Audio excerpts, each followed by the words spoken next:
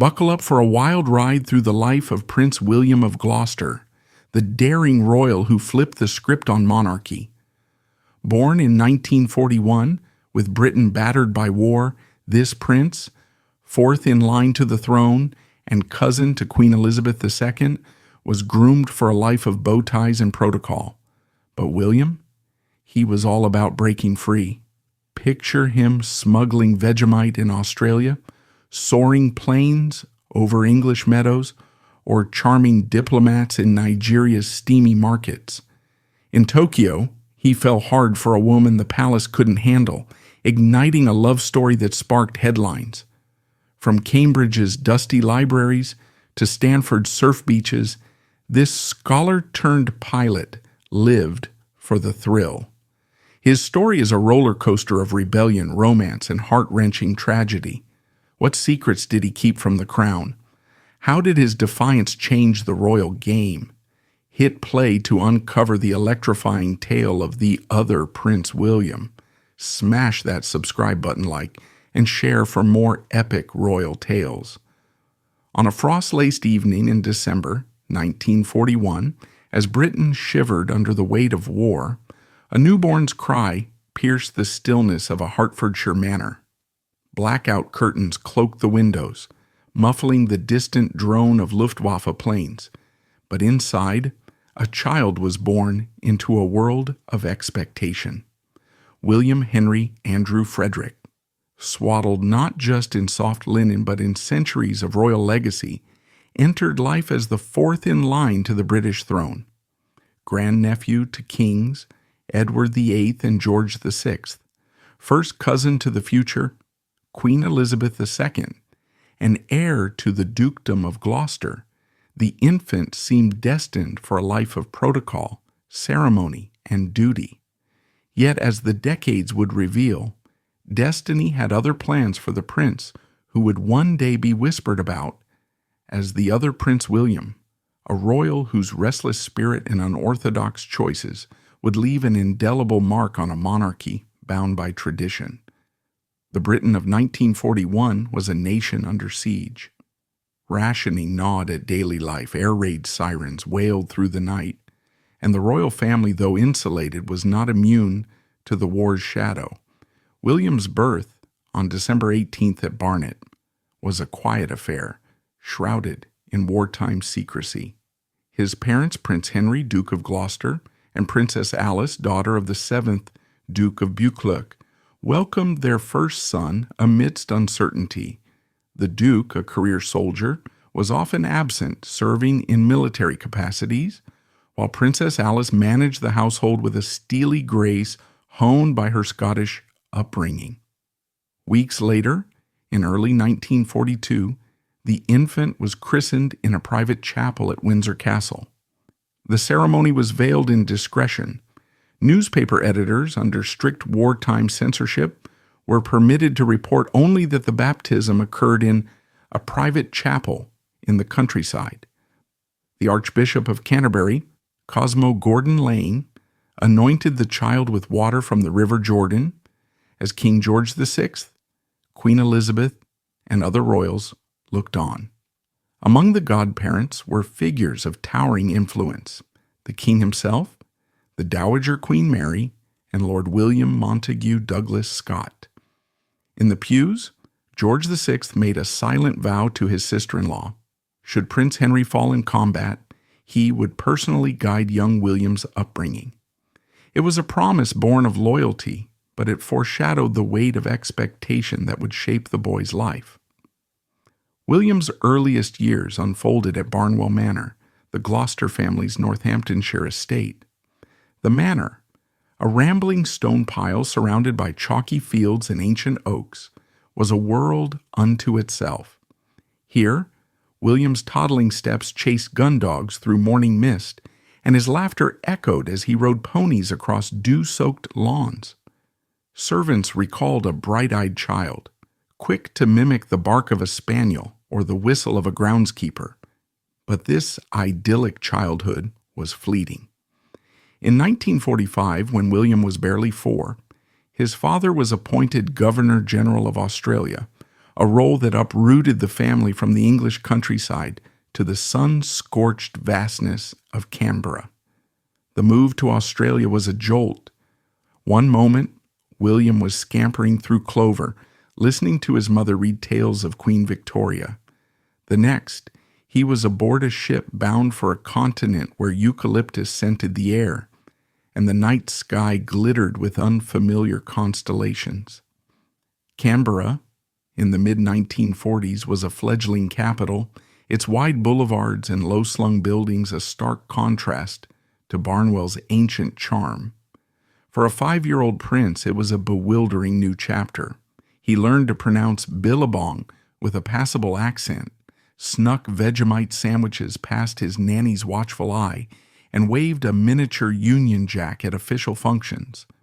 At Government House, where the family resided, William's bedtime stories now blended tales of Zulu warriors with Aboriginal Dreamtime legends whispered by Australian staff who doted on the young prince. This period, though brief, left a lasting imprint. Australia's vast landscapes and egalitarian spirit stirred something in William, a fascination with the unfamiliar, a craving for horizons beyond the manicured hedges of royal estates. He returned to Britain in 1947, just shy of his 7th birthday, but the seeds of adventure had been sown. The boy who once chased butterflies in Northamptonshire now dreamed of thunderstorms rolling over red deserts. Back in Britain, William's life resumed its royal cadence, but the war's aftermath cast a long shadow. Rationing persisted, bomb sites scarred London streets, and the monarchy faced a nation hungry for renewal. In November 1947, William played a small but symbolic role in that renewal as a page boy at the wedding of Princess Elizabeth and Lieutenant Philip Mountbatten. The ceremony, held at Westminster Abbey, was a spectacle of hope, broadcast to millions via radio and early television. Dressed in satin and lace, William stood beside Prince Michael of Kent, their cherubic faces a deliberate distraction from the nation's hardships. Newspapers gushed over the angelic young royals, but William, ever observant, was already noting the chasm between public myth and private truth. He scribbled in a notebook about the Abbey's choir stalls, counted the steps to the choir, and puzzled over why reporters fixated on pearls and tiaras rather than the people wearing them. At Ludgrove School in Broadstairs, William's natural charisma began to shine. He excelled at cricket, bowling leg spin with such ferocity that opposing teams pleaded for leniency. His teachers noted a quick mind, though prone to distraction. William was as likely to sketch an aeroplane in the margins of his Latin homework as to conjugate verbs. At Eton College, where he enrolled in 1955, he captained junior cricket, earned a football cap, and quietly mentored younger boys, teaching them to tie Windsor knots or sneak past matrons with contraband sweets. Classmates recalled his generosity. A lent cufflink, a covered train fare, a chocolate bar slipped into a blazer pocket. Yet they also spoke of a daring streak, a glint in his hazel eyes that flared when someone said, "You probably shouldn't." Eton sharpened William's intellect and independence, but it also exposed the tensions of his position. As a royal, he was both privileged and scrutinized, expected to uphold tradition while navigating a world in flux. The 1950s were a time of change. Rock and roll was upending cultural norms, the Suez Crisis was humbling Britain's imperial ambitions, and the monarchy was adapting to a media age. William, now a teenager, absorbed these shifts, his curiosity pulling him beyond the cloistered walls of Eton. In 1960, William arrived at Magdalen College, Cambridge, to read history. The ancient courts, with their worn stone and whispered traditions, were meant to refine him for a life of service. Instead, they fanned his restlessness. By day, he pored over medieval charters and colonial treaties, his essays revealing a knack for connecting past to present. By dawn, he rode single sculls on the River Cam, muscles straining against the current. And by night, he slipped away to a nearby airfield where a friend kept a tiger moth, a biplane from a bygone era. Under moonlight, William practiced takeoffs and landings, grease smudging his cheeks as he coaxed the plane skyward. These clandestine flights were more than a hobby.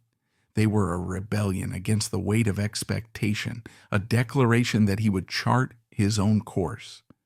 Cambridge broadened William's worldview, but it also deepened his sense of displacement. He was a prince, yet he chafed at the formality of court life. He was a scholar, yet he yearned for action over theory. In 1963, seeking a new perspective, he enrolled at Stanford University in California for a year of postgraduate study. The move was audacious. Few royals had ventured so far from tradition's orbit. Stanford in 1963 was a crucible of change, its palm-lined campus buzzing with ideas that would shape the digital age. William, now 22, arrived with an easy grin and a wardrobe of chinos, his accent prompting double takes from classmates. He audited courses in U.S. politics and business, surfed at Santa Cruz in a borrowed VW bus, and sipped black coffee on Highway 101 at 2 a.m., Janis Joplin's voice crackling through the radio. To Californians, he was an enigma, a prince who swapped titles for first names, who debated policy with grad students and laughed off questions about the Beatles, though he had in fact met them.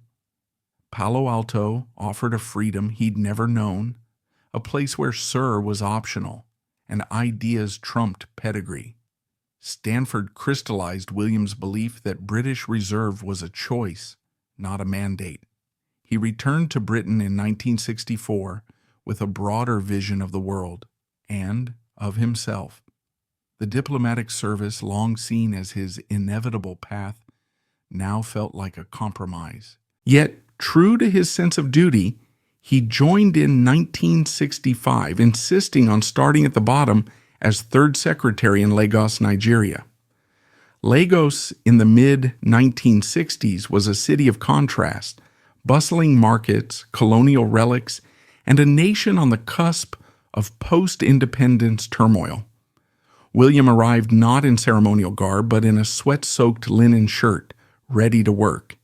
He negotiated cocoa quotas in sweltering boardrooms, learned Yoruba phrases to charm local traders, and piloted relief flights to remote villages where roads dissolved in monsoon rains. His superiors were astonished. Here was a prince who worked harder than career diplomats, who listened more than he spoke, and who seemed immune to the trappings of rank. In Nigeria, William found purpose, not in titles, but in action. 2 years later, in 1967, he was posted to Tokyo as second secretary commercial. Japan was a world apart, neon-lit, tradition-bound, and rapidly modernizing. William mastered the art of the precise bow, dined on fugu, pufferfish, with calculated bravado, and navigated trade talks with a blend of charm and steel. It was in Tokyo that he met Zsuzsi Starkloff, a Hungarian Jewish-American former model whose storm cloud eyes and infectious laugh upended his carefully ordered life. Their first meeting, at a diplomatic reception, sparked over a shared joke about chopsticks. Soon, they were stealing midnight drives through Tokyo's Ginza district, skiing in Nagano, and dreaming of a future that defied royal protocol. Zsuzsi was divorced, foreign, and unapologetically modern, qualities that thrilled William but alarmed the palace. Their romance was a secret kept by Tokyo's discreet streets, but it carried a weight William couldn't ignore. He wrote to Zsuzsi of love and duty, his letters heavy with unspoken questions. Could he marry for love and still serve the crown? Could the monarchy bend to accommodate a woman so far from its mold? For now, those questions lingered, unanswered. In August 1968, William's mother summoned him back to London for a routine medical check. The diagnosis was anything but routine: porphyria, a rare metabolic disorder linked to King George III's bouts of illness. Dr. Hedley Bellringer, an RAF physician, explained the condition's risks: sensitivity to sunlight, potential neurological complications, but William, ever the optimist, shrugged it off. He pocketed sunscreen, adjusted his flight schedules, and vowed to outrun the shadows. Back in Britain, he faced another challenge. His father, Prince Henry, had suffered a debilitating stroke. The Gloucester estate needed a steady hand, and the monarchy needed William's public presence. Reluctantly, he resigned from the Foreign Service in 1969, packing a photograph of Juji and a heart full of unresolved dreams. Before returning, he made a detour to Tonga, representing the Queen at its independence celebrations. Clad in a white naval uniform, leaning on a ceremonial spear, William captivated the cameras. Fleet Street Smitten dubbed him the Surfer Prince, a nod to his sun-kissed ease and California swagger. The early 1970s were a blur of activity. By day, William inspected St. John ambulance volunteers, chaired tourism boards, and opened schools. His speeches laced with humor that disarmed stuffy crowds. By evening, he piloted his Piper Cherokee over Northamptonshire's patchwork fields, thrilling village fete-goers with low passes for charity. He bought a battered Aston Martin DB2/4, tinkering with his carburetor until it purred. To see him, aviator shades, grease-streaked hands, quoting engine specs to local mechanics, was to glimpse a monarchy in transition, one that could embrace modernity without losing its soul. Romance, however, remained a battleground. Courtiers fretted over Juji, fearing her background would spark a constitutional crisis akin to Edward VIII's abdication. William's letters to her grew introspective. If I marry, it must be someone who fits me and fits the family's gaze. The ellipsis spoke volumes. Juji visited Barnwell Manor, walking its rose gardens with Princess Alice, but the palace's invisible walls loomed large. Meanwhile, gossip columns linked William to Nicole Seif, a poised divorcee whose father owned a Monte Carlo restaurant. Paparazzi snapped them at London nightclubs, their chemistry undeniable. Was Nicole love, distraction, or a nod to duty?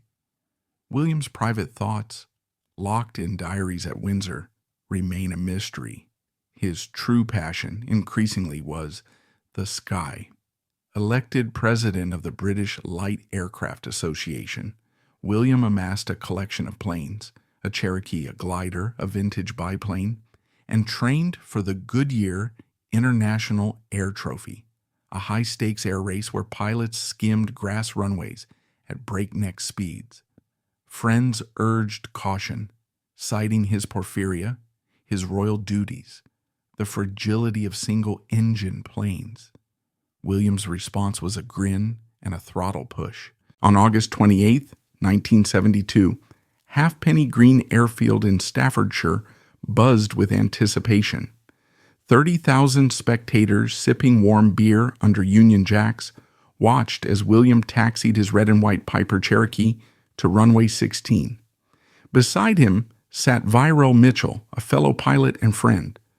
The propeller spun, the plane lifted, and for a fleeting moment, it hung against a cobalt sky, a symbol of William's defiance. Then, in a heartbeat, disaster struck. Witnesses later swore it unfolded in seconds. The left wing dipped, the nose yawed, the Cherokee clipped an oak tree, cartwheeled, and erupted in flames. A collective gasp swept the crowd, followed by a silence broken only by the wail of fire engines. 2 hours later, firefighters confirmed the worst. William, age 30, and Viral were gone. News bulletins cut into radio and television broadcasts, announcers adopting the somber tones reserved for national tragedies. At Barnwell Manor, Princess Alice hesitated outside her husband's sick room, unsure if the Duke, weakened by strokes, could bear the news. Her memoir suggests she said nothing. Perhaps he glimpsed the headline on a flickering television screen. He died 2 years later, his grief unspoken. William's funeral at St. George's Chapel was a study in solemnity. RAF comrades bore the coffin, its flag concealing faint scorch marks. The cortege wound to Frogmore, where William was laid among ancestors who measured bravery in cavalry charges, not aerobatics. The service, attended by the Queen, Prince Philip, and a grieving nation, echoed with hymns that seemed to mourn not just a man, but a possibility. In the weeks that followed, Britain grappled with what might have been. Would William, with his global perspective and easy charm, have redefined the monarchy's role in the 1970s? Could a marriage to Julie, bold, interracial, modern, have paved the way for later royal love stories? Might his passion for flight have led to advocacy for aviation, safety, or disability sports? Had Porphyria grounded him? These questions linger, unanswered, at history's margins. William's material legacy was modest, an estate worth £416,001, roughly £3.9 million today. Unremarkable by aristocratic standards, but his true inheritance lies in stories. Friends recall midnight motorbike rides through London's empty streets, a Christmas Eve when he delivered hampers to every Barnwell groundskeeper, the day he coaxed a nervous corgi onto his glider to prove fear could be conquered. His loyalty was legend. He championed shy diplomats, wrote glowing reviews for junior staff, and lobbied for ski scholarships for working-class teens. An aide once watched him rewrite a charity speech.